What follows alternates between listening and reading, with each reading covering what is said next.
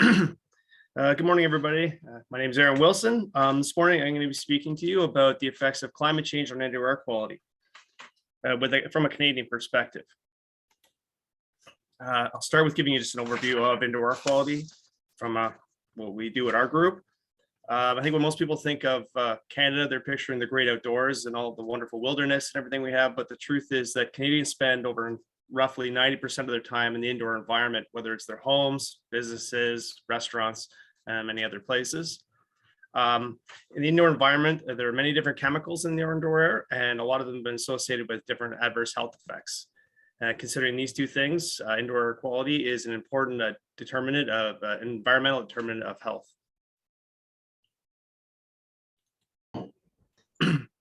It's a very complicated issue, indoor air quality. You have many different biological and chemical pollutants, also at different sources, whether they're infiltrated sources from the outdoor environment, where you might have industrial activities or say traffic emissions, particulate matter, ozone, things like that are infiltrating into the indoor spaces. But predominantly, a lot of the indoor air pollution is from inside the building itself. Most of our sources are from the things we bring into the homes, the building materials themselves, activities people do, things like that. It's also heavily dependent on physical factors inside the building itself, also occupant behavior. So ventilation is a big key issue for indoor air quality in Canada, trying to remove the pollutants that we produce inside the buildings. Also occupant behavior, that includes people's activities, things they're doing, the new pollutants they're bringing into the homes and causing to emit into the house. And then there's housing characteristics that could include how well the building ventilates itself naturally, or the type of ventilation system, mechanical it is. Also, proximity could be to outdoor point sources. So are you close to a busy road or industry or another commercial zone, something like that. Further impacting this is that we do have people that are susceptible and vulnerable to air pollution inside these buildings, and that creates an even bigger problem, where they may be more sensitive to lower exposure levels to many of the pollutants that are commonly found in the indoor environment. Our program identifies and screens and prioritizes indoor air quality issues through a bunch of different avenues. We produce products such as risk assessments. We also do research and provide outreach products to the public and professionals in the health community. Usually the way we bring a pollutant onto our, that we start looking into, is they're identified through either looking into the new scientific studies, what other jurisdictions are also working on as well. Things brought to us by our provincial, territorial, and municipal partners will bring an issue onto us that we'll look into, or even from the public itself through interactions we have with our different outreaches we have with the public, whether it's going to a home show or we take calls or emails from the general public. And also our work with public health professionals like public health inspectors, bring new pollutants up that we can look into. Historically, our group has been just focused on residential indoor air quality, as you can see mostly in our name, but we've expanded beyond that in the last few years to look in non-residential environments. Some examples are we've published documents on improving air quality in ice arenas and also in air quality shelters for during fire events. And we're probably moving beyond that in the future. So the three types of main documents that we produce are residential indoor air quality guidelines and indoor reference levels. These are usually specific to one different contaminant in the indoor environment. And for the most part, we come up with a reference level or a recommended exposure limit, whether it be short-term or long-term for these pollutants. We have 9 of these guideline exposure limits right now, 3 guidance documents, which are similar, as in there's full risk assessments and science assessment documents for these. But with these particular 3, that there was no threshold level. So they're just recommendations on how to keep the levels as low as possible. So all these documents also include the risk mitigation practices to try and control your exposure. And we have 25 indoor reference levels for common VOCs that might be found in the indoor environment. We also produce best practices and technical documents. These are, instead of being focused on a single contaminant, they're more source specific or the type of building. The examples were the ones I just mentioned, like ice arenas, where you're going to have different types of pollutants inside this building, but this would provide risk mitigation practices and recommendations on how to try to lower the exposure, or also say monitor exposure levels in these buildings. Also in the cleaner air spaces during wildfire events. And finally, we produce fact sheets and infographics, which are usually smaller items, like 1 to 3 page documents. These are usually guided towards the general public, something we can have to help people to help improve the indoor air quality and their particular residents. But they're also useful also for like public health inspectors and people as a quick go-to, giving them some quick facts on different pollutants that they can refresh themselves on. For those, we have things like improving, just generally improving indoor quality, or carbon monoxide, mold cleanup, cooking recommendations for air quality. So the bulk of my presentation, I'm going to be talking about climate change and how it may affect indoor air quality. Now, climate change can affect indoor air quality both directly and indirectly. That is, you may have, say, increased forest fires and then infiltration of the different particulate matter and other pollutants coming into the home, or indirectly, as in people might make changes to their home, or there could be changes, say, for conserving energy to try and reduce pollution levels. And that can also sometimes cut down on things like ventilation in homes, and people may be actually making the air inside their actual residence worse by reducing the ventilation to try to conserve energy. This Health Canada produced a document called The Health of Canadians in a Changing Climate, Advancing Our Knowledge for Action. This report was published in June 2022. It's a comprehensive report that doesn't just cover indoor air quality, also outdoor quality, water quality, equity, First Nations and Indigenous health. There's about 13 or 14 different chapters. So it's a pretty comprehensive document and covers a lot of different topics on climate change and human health in Canada. And you can access this document or download it at this link I provided on the screen. So indoor air quality can be impacted directly from changes in the outdoor conditions that may be coming with climate change. Now, this could be just increases in things like particulate matter and ozone. With say increased heat, you may become, some areas become drier, you may become more PM in the air or more ozone. And then you may get things like secondary formation through, well, ozone itself reacts with other chemicals that have infiltrated into the home. And that can produce other new VOCs and other chemicals in the home, which should have health effects. Higher temperatures, which we've been seeing, are associated with increased off-gassing in buildings. So higher outdoor temperatures often means higher temperatures inside residences. And then you get an off-gassing of a lot of the materials in the home. This is important because a lot of our homes now are made of more composite wood products. These are basically wood chips that are put together with either glues or plastics or some combination. And when they're heated, they can off-gas off different VOCs. And we've done studies in our group, and you can see they get some quite high levels of different VOCs off-gassing off a lot of these materials, whether they're items like furniture people have brought into the house, or the actual structural components like I-joists or the building materials that hold up the home itself.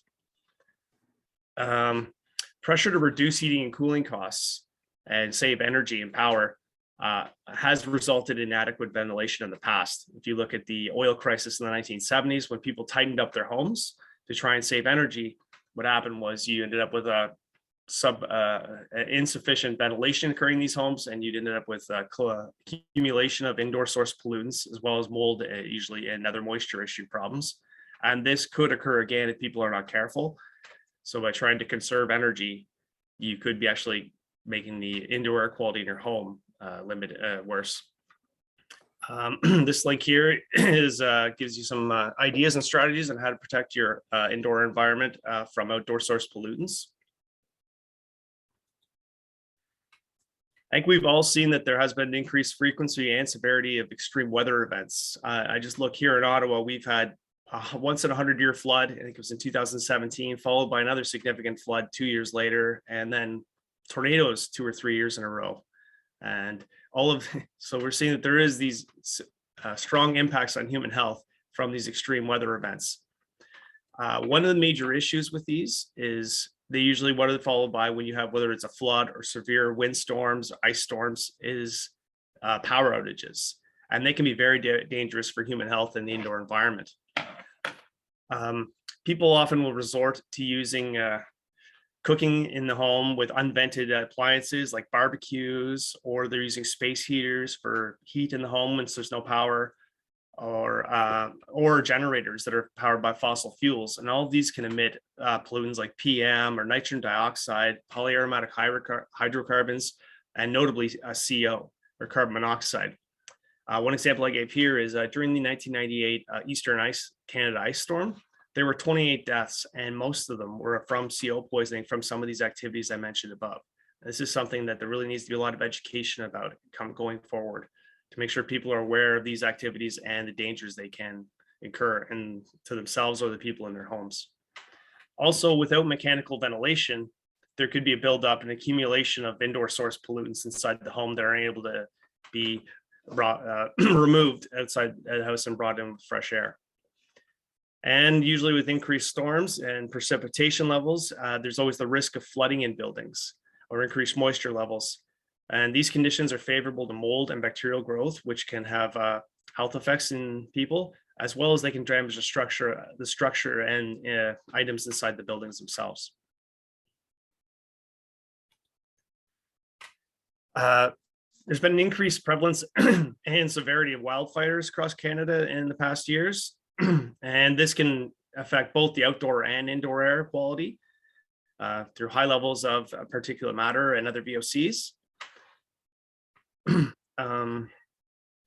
The impact of wildfire smoke is quite complicated, and it really depends a lot on the different types of building characteristics, such as what type of ventilation is in the building, whether they're trying to use natural ventilation like windows or doors open, screens to ventilate homes, or mechanical ventilation systems, and what type of filtration they use.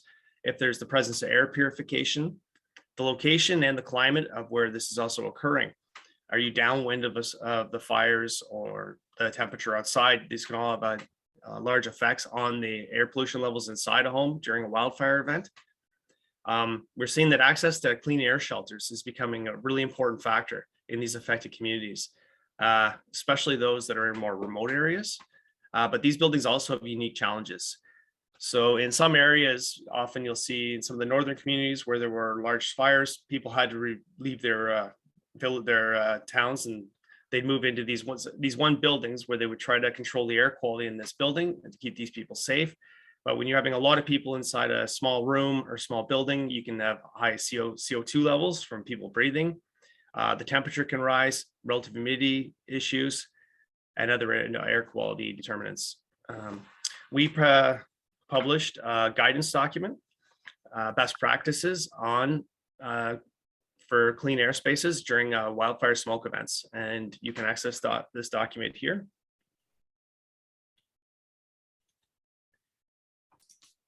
As I mentioned before, building air tightness is a very important thing during this time of climate change, trying to make our homes more efficient power-wise for heating and cooling. But approximately 2/3 of all residential and commercial energy use is for heating and cooling, which is quite significant. But increase the building air tightness can adversely affect indoor air quality. It often can result in inadequate ventilation levels inside the building. And then we get, as I said before, accumulation of the indoor source pollutants and elevated moisture levels by not bringing in clean outdoor air into a building to remove the moisture and the indoor source pollutants. There are solutions for this. Heat recovery ventilators, or HRVs, allow you to offer adequate ventilation and cost savings. They're energy efficient, and they've been associated with reductions in respiratory symptoms. Notably, there were studies in the far north of children where they were put in the addition of HRVs in their homes, and there were reduction in these respiratory systems and pneumonias in these children. We have more information on ventilation at this link I provided.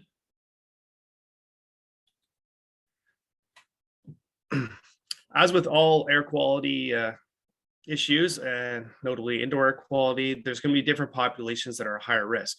Now, this may change to a degree when we're looking at it from the perspective of climate change. as always, people with pre-existing conditions, children, the elderly are usually in most higher risk for many of the different pollutants that we see in the indoor environment.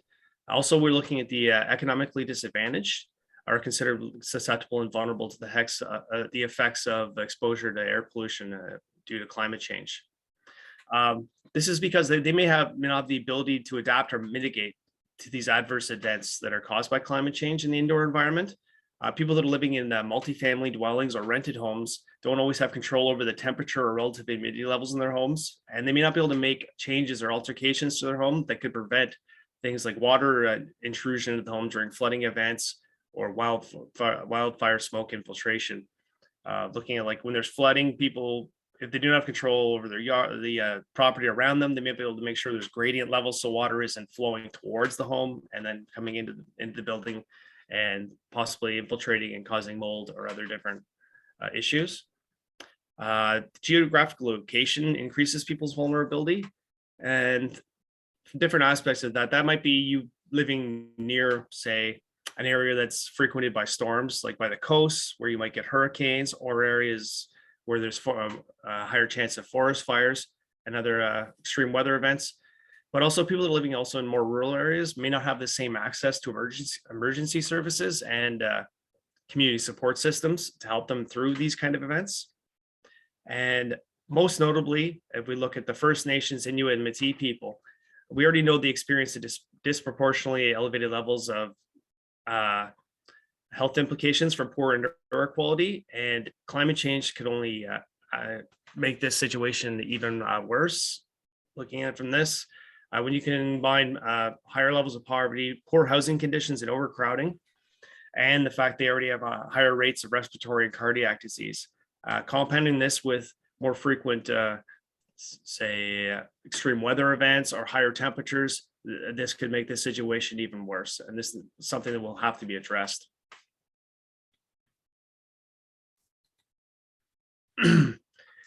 To get through this, we're really going to have to look at adaptation strategies, and this will be a multifaceted risk management approach that will include limiting pollution sources, improving ventilation, and also filtering air inside our buildings in this changing climate. People in their homes could try and just limit the actual sources, such as trying to bring in as many VOC emitting products into their homes, making sure they address moisture and mold problems before they start. That, as I said before, making sure gradients around buildings are moving water away from homes, things like that.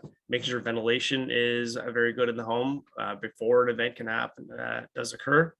And also making sure that the ventilation systems are well maintained and working properly. That could be something as simple as making sure your furnace filter is changed regularly, or even having extra or more often during, say, a wildfire event. Then that gets more complicated too. You want to make sure that you're recirculating air inside your house. Also, people might start want to introduce high efficiency filters and standalone air cleaning devices into their homes, providing they are not ozone generating, but you could have HEPA filters, things like that, that could be cleaning the air inside the home if you're in an area where the air pollution is becoming worse. The flood mitigations people should have in place to reduce the damage from floods and water intrusion because of higher levels of precipitation.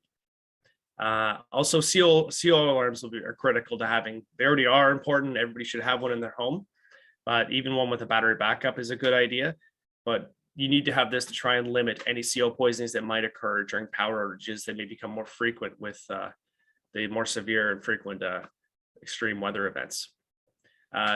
This really needs to be targeted, especially at the populations at most risk, which I described on the previous slide. And we'll have to look into probably supporting new infrastructure and building improvements to a lot of public buildings and residential buildings as well.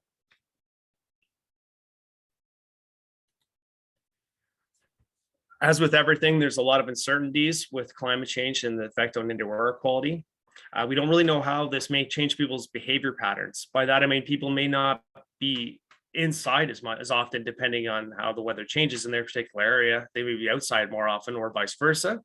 And that changes the different types of pollutants they may be exposed to, and exposure levels and durations. Also, we're not really how the housing stock will change in Canada. Will people adapt these more environmentally friendly and sustainable climate resistant buildings or net zero buildings, these passive homes.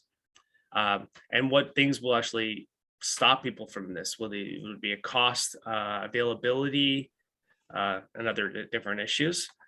Also, will there be the development of new construction materials that will be more fire resistant and water resistant, which could be a really important factor. And also, again, trying to see what factors could drive or impede the people bringing these into their homes, whether it's incentives from governments or companies, the costs, changes in insurance levels.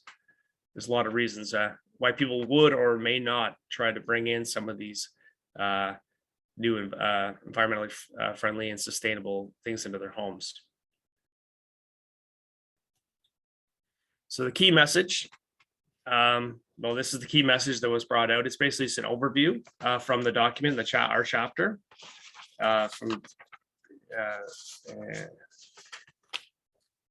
And I won't just recite it, everybody can see it for themselves, but it really just goes over everything that we really need to be aware that could be changes in infiltration of different pollutants from outside with the changing climate, different levels of allergens, outdoor air pollutants, more weather, extreme weather events, and how we really need to try and probably do energy retrofits in buildings, adequate ventilation, and filtration of the air, as well as, most importantly, controlling the pollutant sources inside the home.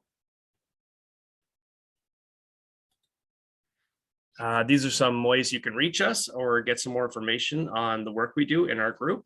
And also, oh, it is here. I was going to say the link to the chapter and this report is here if you wanted to have a look for yourself at this. All right, thank you. And I think probably still some time for questions, I'm guessing.